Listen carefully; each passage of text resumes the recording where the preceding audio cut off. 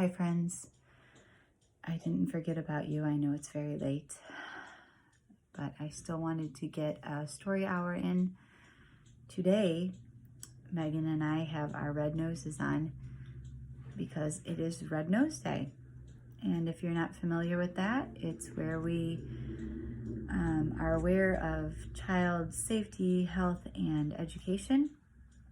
And as a PTA president, I would be not be doing my job if I didn't recognize this day. So it's an important one.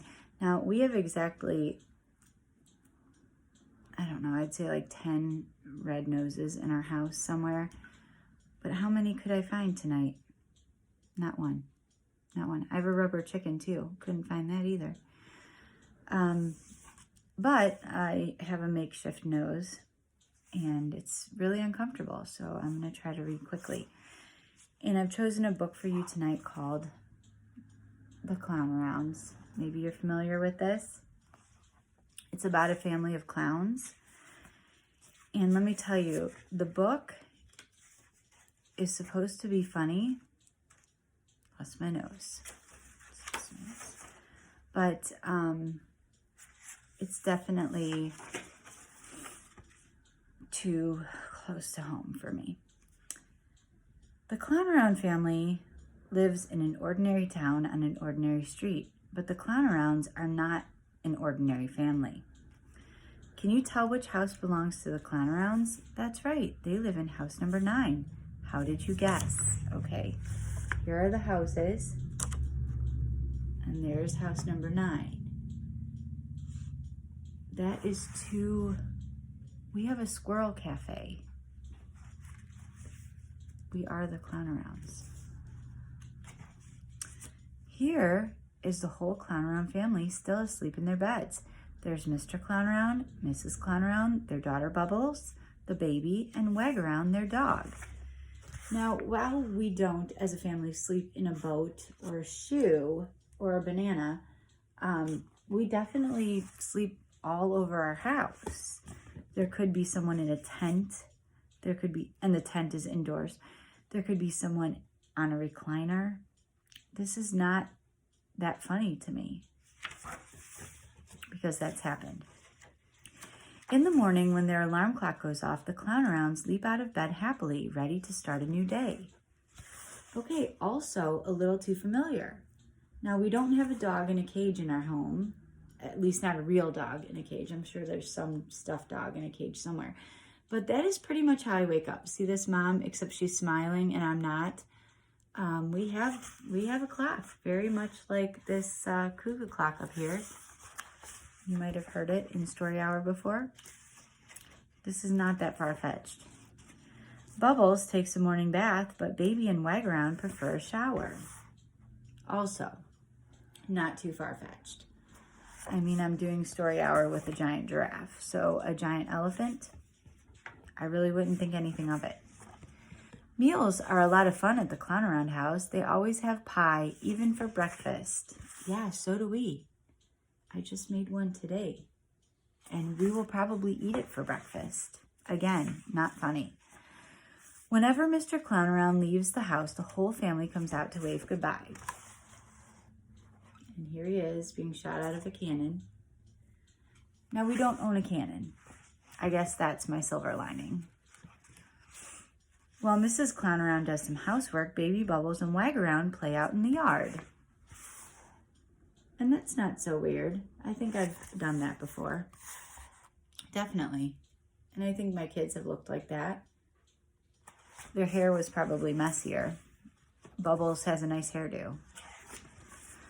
Later in the day, the Clownarounds like to take a walk in the park or go for a swim at the beach. It's fun to be a Clownaround, so here's a walk in the park. It's pretty much how I feel every day. A swim on the beach.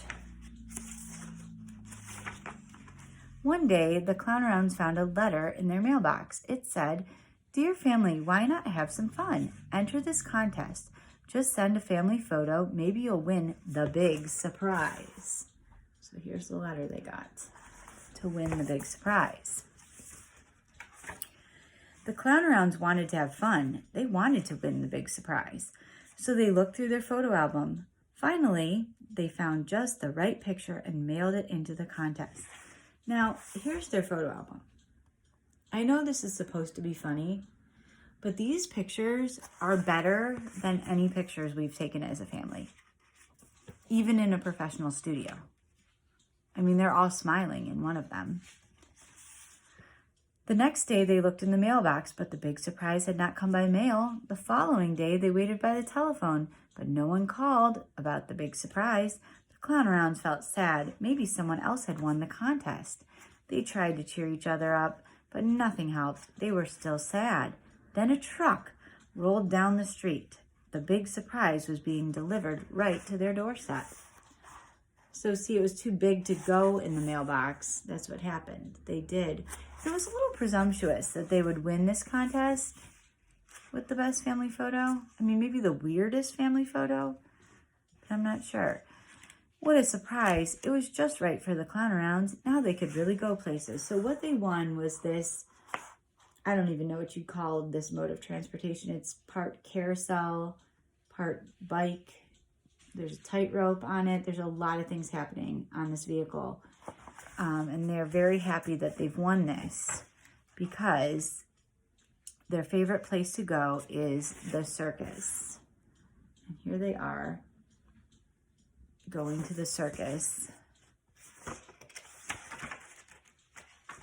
because the Clownarounds think the circus is more fun than anything, don't you?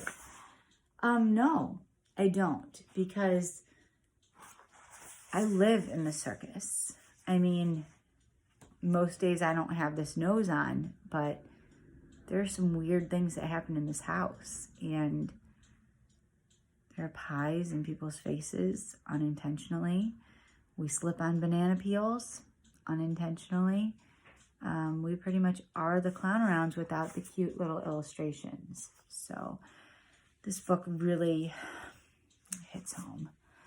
Hope you've enjoyed the Clownarounds. We will see you tomorrow for Parent Story Hour. Don't forget on Tuesday, it is our Facebook Live Story Hour event. If you watch these episodes on YouTube, I will post the live event later onto YouTube, so you'll be able to see that too. But please join us if you're on Facebook on Tuesday at 7, and I'm going to do a live 50th episode for us. So I hope everyone is staying safe and healthy, and we'll see you tomorrow.